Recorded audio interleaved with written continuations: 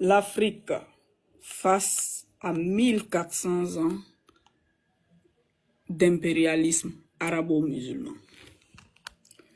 Après l'Occident, c'est le monde arabe, la deuxième force qui cherche à diriger le monde noir. Aussi longtemps que les Arabes qui vivent en Afrique du Nord se sentiront plus attachés à leurs frères de race du Proche-Orient qu'au reste de l'Afrique noire, nous aurons le devoir et le droit de nous défendre devant leur attitude raciste.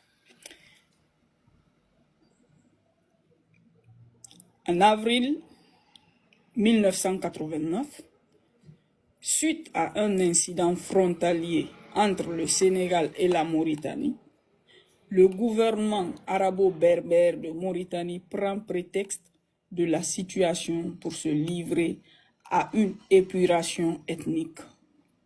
Les fonctionnaires noirs mauritaniens de l'administration, militaires et autres salariés d'entreprises privées sont gratuitement arrêtés. Leurs papiers d'identité confisqués. Ils sont forcés de monter dans des avions et des véhicules qui les déportent vers le Sénégal et le Mali. Les raids se poursuivent dans les villes de taille moyenne.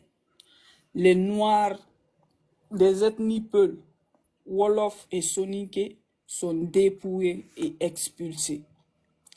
Les Peuls vivant sur la rive mauritanienne du fleuve Sénégal sont également chassés par milliers par les arabo-berbères, armes à la main.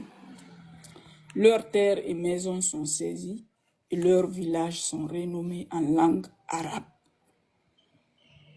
En tout, le nettoyage ethnique de 1989 aura vu entre 120 000 et 200 000 Noirs mauritaniens chassés de chez eux, dépouillés de leurs biens et de leur nationalité, engendrant une crise de réfugiés au Sénégal qui n'est toujours pas réglée. Quand on évoque la question arabo-musulmane en Afrique, les Africains qui acceptent de confronter le problème y voient surtout notre mise en esclavage qui dure depuis l'entrée des Arabes sur le continent noir. Mais cet esclavage est en fait un élément au sein d'une situation géopolitique bien plus grande et dangereuse, à savoir l'impérialisme arabo-musulman, qui s'accapare notre espace et nous dépossède de nos biens, notre identité et notre humanité. Près de 3/4 de la superficie des États appartenant à la Ligue arabe se trouve en Afrique. Rejetant dans une dynamique continue les Noirs toujours plus au sud.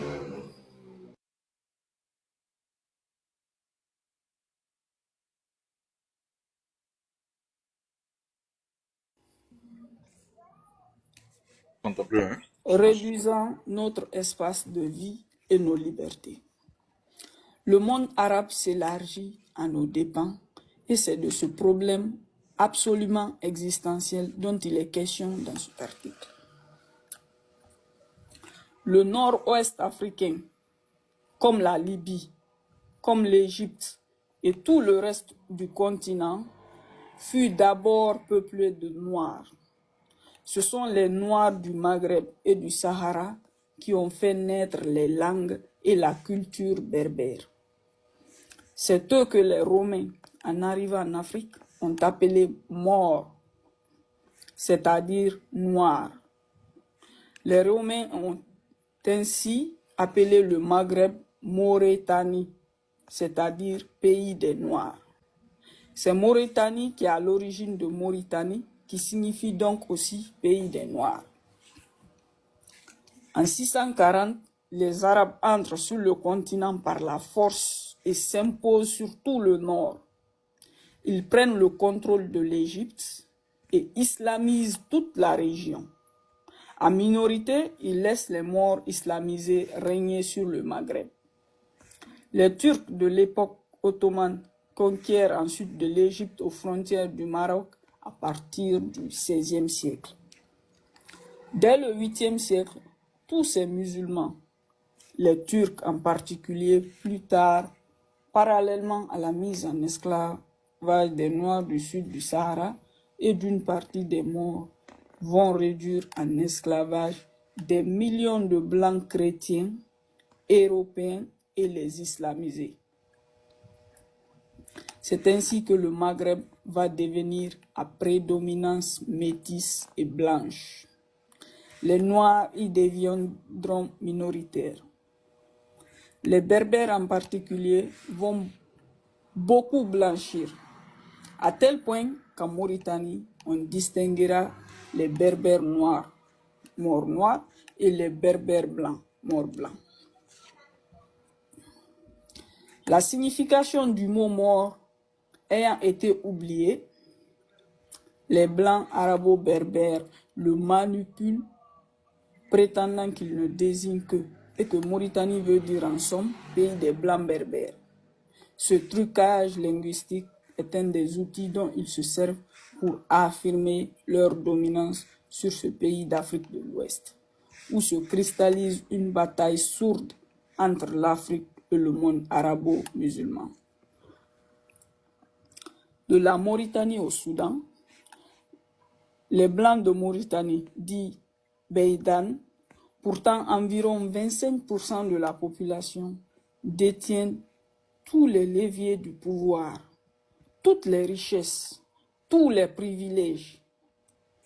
Les Arabo-Berbères y ont construit un système de ségrégation où les morts noirs dits Aratin, près de 50% de la population, mais rejetés au rang de sous-humains, sont ceux-là qui subissent l'esclavage dont on parle partout.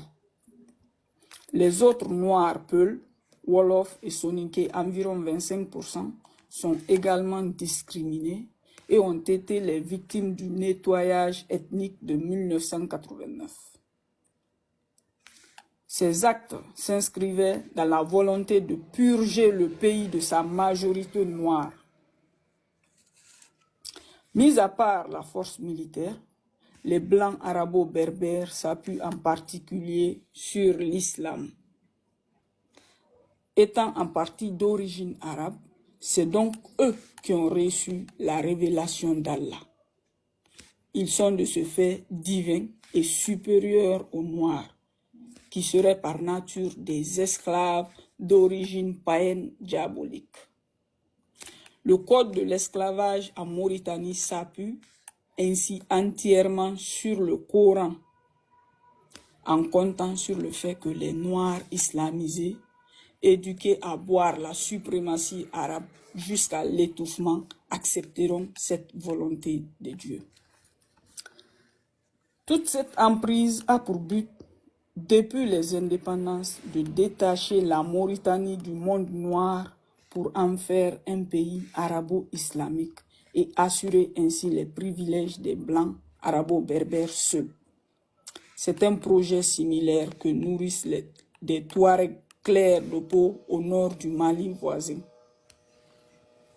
En 2012-2013, l'Afrique a tremblé devant les colonnes d'indépendantistes Touaregs et de groupes islamistes terroristes à deux doigts de s'emparer du Mali entier.